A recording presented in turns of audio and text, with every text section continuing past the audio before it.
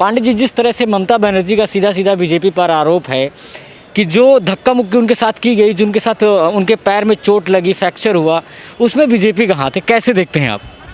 सबसे पहली बात, मुख्यमंत्री जो स्टेट की चीफ मिनिस्टर होती हैं उनका 3 लेयर होता है, सुरक्षा का जो दायरा होता है वो 3 लेयर का होता है, आम आदमी की पहुंच से बाहर। अब 3 लेयर में कोई व्यक्ति, आम जनता, चाहे वो बीजेपी का सपोर्टर हो या किसी भी पार्टी का सपोर्टर हो, 3 लेयर को तोड़ते हुए ममता दीदी के पास कैसे पहुंच जाएगा?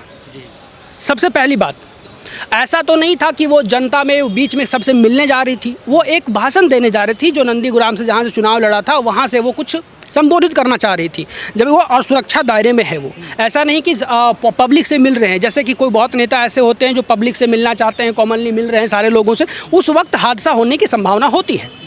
लेकिन जब आप स्टेज पर जा रहे हैं संबोधित करने, या कहीं कहीं रास्ते से आप निकल रहे हो, पर्चा दाखिल करके निकल रहे हो, तो उस स्थिति में कैसे कोई एक्सपेक्टेशन कर सकता है कि जाकर के कॉमन व्यक्ति, बीजेपी का सपोर्टर जाकर के धक्का मुक्की किया है? और बाकायदा कल जाकर के एक तृणमूल कांग्रेस की विधायिका हैं, उन्होंने जाकर के केस दर्ज कराया है 341 में और 323 में। तो इस तरह की जो संभावना है, जो गलत बयानबाजी किया जा रहा है, गलत केस दर्ज किया जा रहा है बीजेपी सपोर्टर के खिलाफ कि इन्होंने धक्का मुक्की किया है, तो आप इसी से आप कंप्लेन करें और जांच करवाएं, एक उच्च स्तरीय जांच हो, पता चल जाएगा सब कुछ। किसी पर धोखाधड़ी, फॉल्स एलिगेशन लगाने से बेहतर है आप जांच करवा लीजिए एक। लेकिन पांडित जी, अगर मान लीजिए अगर ममता बनर्जी झूठ बोल रही हैं, तो ममता बनर्जी के ऊपर कौन से केसेस बन सकते हैं? क्या उनके ऊपर कार्रवाई की जा सकती है? देखिए, इसमें क्या है कि सेक्शन आईपीसी का सेक्शन 211 और 182, 182 एंड 211, इसमें इनके खिलाफ मामला बनेगा कि ये गलत तरीके से केस दर्ज करा रही हैं, जिसमें 2 साल की मिनिमम सज़ा है, फाइन भी है, प्लस अगर ये अभी जिसने इन्होंने केस दर्ज भी करवाया है 341, 323 में, तो अगर आप देखोगे तो अगर केस में कोई एलिगेशन जो है फॉल्स पाए जाते हैं, तो बीजेपी भी 499 डिफेमेशन का केस कर सकती है, 182, 211 आईपीसी के सेक्शन लगेंगे, इस पर भी कार्रवाई हो सकती है। तो आप ये नहीं कह सकते हैं कि आज के टाइम पर कोई किसी के ऊपर एलिगेशन लगा दिया, झूठा FIR दर्ज करवा दिया और वो बच निकलेगा, पॉसिबल नहीं है। और ये जो झूठा एलिगेशन लगा रही हैं, ये बिल्कुल निराधार है, इसमें किसी तरह की सत्यता नहीं है। 3 लेयर, आप भी एक पत्रकार हैं, आपको भी पता है, सुरक्षा के 3 दायरों को तोड़ करके गाड़ी तक पहुंच जाना असंभव है। लेकिन आपका नज़रिया सर क्या काम करता है? क्योंकि जिस तरह से पश्चिम बंगाल में चुनाव है, ममता बनर्जी इतने ज़ोर से प्रचार कर रही है, बीजेपी उधर लगी हुई है, क्यों ममता बनर्जी को आखिरकार ये करने की ज़रूरत पड़ गई? एक्चुअली ममता बनर्जी के साथ अभी जो विरोध में कुछ सालों से इसके विरोध में कोई स्ट्रांग पार्टी नहीं थी। जिस कांग्रेस से ये तृणमूल कांग्रेस अलग हुई थी, वही कांग्रेस से इसे थोड़ा बहुत डर था। कम्युनिस्ट तो 35 ईयर राज करके वहाँ सत्ता का भी 35 साल होने के बावजूद लोगों को समझ में आ गया कि कम्युनिस्ट भला नहीं कर सकता किसी का। ये 2 रोटी का सपना दिखा करके आपके 1 रोटी को भी छीन लेते हैं हाथ से। तो लोगों को, आम जनता को वहाँ पता चल गया कि communist is not good for Calcutta, West Bengal. तो अब कांग्रेस उस जैसे पहले स्थिति में कांग्रेस थी, अब कांग्रेस इतनी स्ट्रांग रही नहीं बंगाल में। तो अब बीजेपी ने जब अपना वहाँ चुनाव प्रचार अभियान शुरू किया, ये 2014 की बात है, जब लोकसभा का चुनाव हुआ था, 2 सीट जब आए थे, उसके बाद 2019 में जब 18 सीट आ गई, तो बीजेपी को भी लगा कि भाई हम वहाँ आ सकते हैं, इसकी जो जनता है इसको लाना चाह रही है वहाँ। बीजेपी ने भी अपना प्रचार प्रसार आगे बढ़ाया, और जब बीजेपी ने अपना प्रचार आगे बढ़ाया तो ममता बनर्जी को ये चीज़ का आभास हो गया कि अब मैं वेस्ट बंगाल के सत्ता में मैं नहीं आ सकती, इसको ये कन्फर्म है।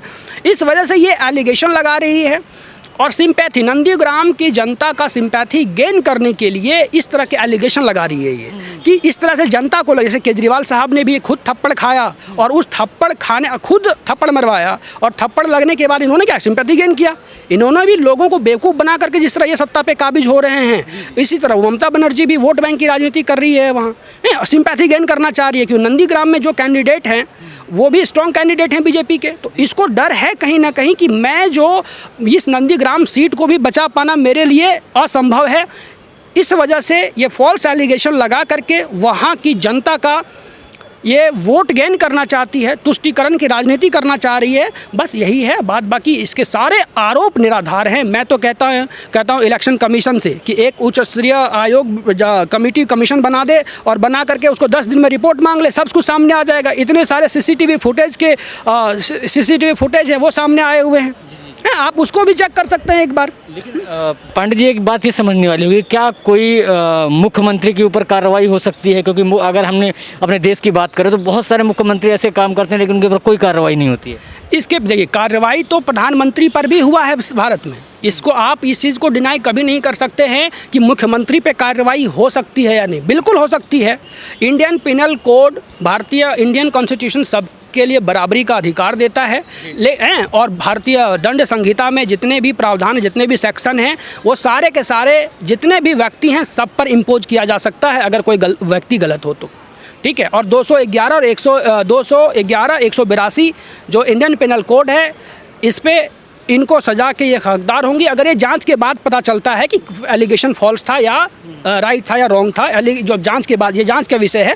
लेकिन हमें जहां तक लग रहा है, सारी जनता को लग रहा है कि जो ये एलिगेशन है वो निराधार है, वो फॉल्स है। पांडे जी, बीजेपी कह रही है कि सीबीआई से जांच करवाई जाए, टीएमसी कह रही है कि सीबीआई पर हमें भरोसा नहीं है, ऐसा क्यों? देखिए, इसके पीछे कारण है कि सीबीआई जो है वो गृह मंत्रालय के अंडर में, एपीएमओ ऑफिस के अंडर में है। तो जाहिर सी बात है, उन्हें लग रहा होगा कि ये तो जैसा कहेंगे वैसा रिपोर्ट सीबीआई रिपोर्ट दे देगा। तो भाई, आप इलेक्शन कमीशन से किसी हाई कोर्ट के जज से जांच करवा लो, हाई कोर्ट के जज से जांच करवा लो, उन्हीं की कमेटी बना लो। आज तक भारत में जहाँ भी लोगों को संशय हुआ है, राज्य सरकार को और केंद्र सरकार के बीच में किसी को भी संशय हुआ है कि भाई अगर ये जो जांच कमीशन है हमें हमारे अगेंस्ट में रिपोर्ट देगी, तो भाई उस कमीशन को हटा करके हाई कोर्ट के जजों ने, सुप्रीम कोर्ट के जजों ने वहाँ कमीशन आयोग बनाया, आयोग में जाँच की गई, तो आप बनवा लो। हाई कोर्ट के जज और सुप्रीम कोर्ट के जज पे तो सबको भरोसा है, आप यही कर लो। हाई कोर्ट के जज से आप कमीशन बना करके वहाँ 10 दिन में रिपोर्ट ले लो। सर, अभी आपने एक धारा की बात की, 211 धारा की बात की, क्या अगर ये धारा ममता बनर्जी के ऊपर अगर लग जाती है, अगर जांच जिस तरह से जांच की जा रही है, क्या इनका नामांकन भी रद्द हो सकता है? नहीं, नामांकन रद्द नहीं हो सकता, क्योंकि नामांकन रद्द होने के लिए उसमें अलग सेक्शन का इस्तेमाल किया जाता है जिसमें 10 साल से ऊपर के कारावास हो, 7 साल से ऊपर के कारावास, वैसे कंडीशन में होता है। तो यहाँ तो एक 323 का मामला, ये तो जानबूझकर चोट पहुँचाने का है, और 341 लगा हुआ है। तो 341 में इन्होंने लगाया कि हमें ज़बरदस्ती किसी ने रोका है, जहाँ सभा स्थल में जा रही हो या जहाँ भी जा रही हो वहाँ ज़बरदस्ती रोकने का। तो उस पर वो इतने बड़े जो उन्होंने FIR किया है, वो IPC का जो सेक्शन है, इतना बड़ा सेक्शन नहीं है जिसमें उनका नामांकन रद्द हो जाए। लेकिन हाँ, कार्रवाई अगर फॉल्स एलिगेशन होता है तो डेफिनेटली कार्रवाई होगी 110%, 211 में और 182 में।